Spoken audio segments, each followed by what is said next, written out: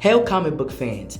Today we will be talking about Dead Lucky issue 8. This has been a very interesting series and I would say the most obscure out of the other characters in the Massiverse.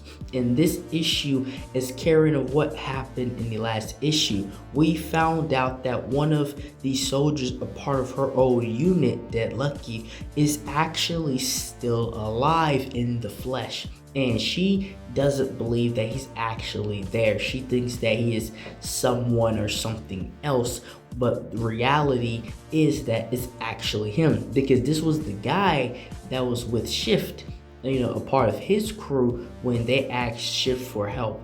And now they're having their one-on-one because he had his own mission and she had hers, and they've now collided and she's finding out who this guy actually is. And again, she doesn't believe this is actually him, so she's going total annihilation mode on him. And it's pretty much electricity versus fire, because that's his ability. And he's one of the more awesome, cool looking fire-based characters, especially with the mask concept. But they have their battle and he gets the upper hand, and he seems to know all about her, like even past the military about her up until this point. And at this point in the fight, he thought he had the upper hand, like he thought the fight was over, but he doesn't know that she has, pretty much damn near mastered her abilities at this point. And they're having this awesome back and forth, and the art itself does a great job conveying this battle, this fight. And even after the fight and they pretty much hurt each other, she lays on top of him saying that, you say that you aren't real, this aren't you, just leaving her physical state, hopes that it's actually him.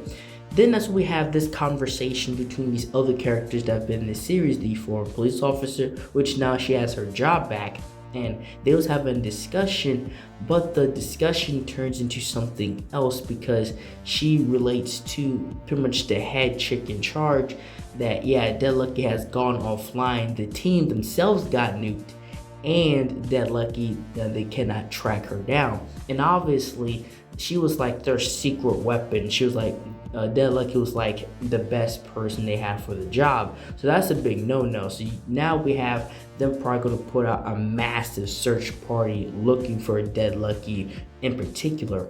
And we go back and she wakes up tied to a bed, and he wakes up before she does, obviously.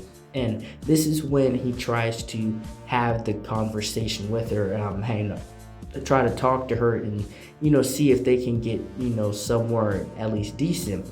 But she keeps saying the same old thing, and that's when he shows her proof and tries to tell her I'm not dead, I'm actually here, but I'm not the person that you once knew.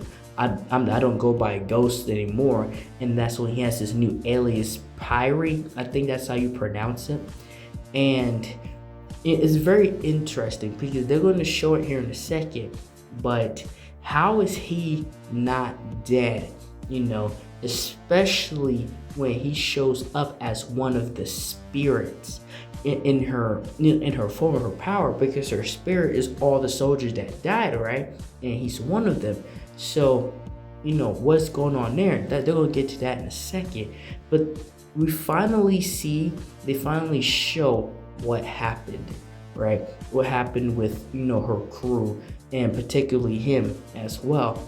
And they was supposed to be shipping this precious cargo, and nobody knew what was inside that cargo. And they was both the pilots, BB and Ghost, which was his alias and his name at the time.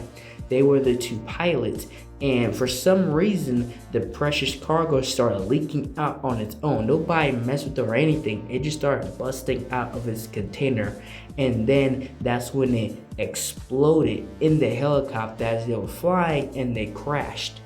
So now what is actually shown to us is the crash and what happened, and pretty much the backstory and origin on how BB got her powers. Because after they're being crawled out and dragged out by the helicopter, BB touches the substance of whatever it was, and that's how she got her powers. So that's the origin of how she got her powers. It was whatever scientific substance that was in that container, and the same substance that got her got him, and it reacted differently, gave him fire powers.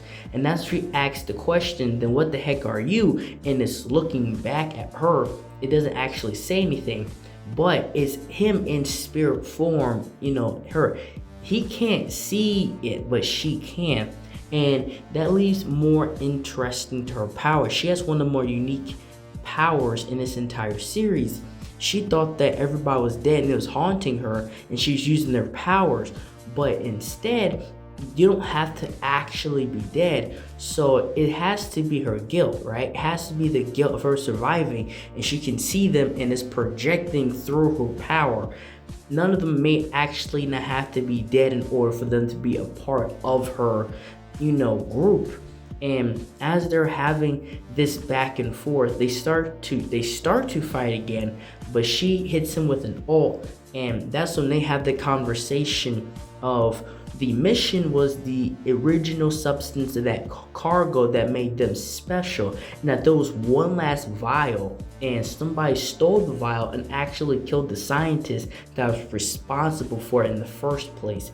And we see where this vial is going, the last bit of substance that can give you powers, whether shape or form.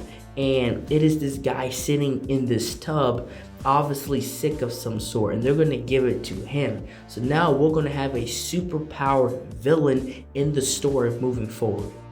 And that's all I have for this video. Thank you guys for watching this video. Like, share, and subscribe for more, and thank you for watching.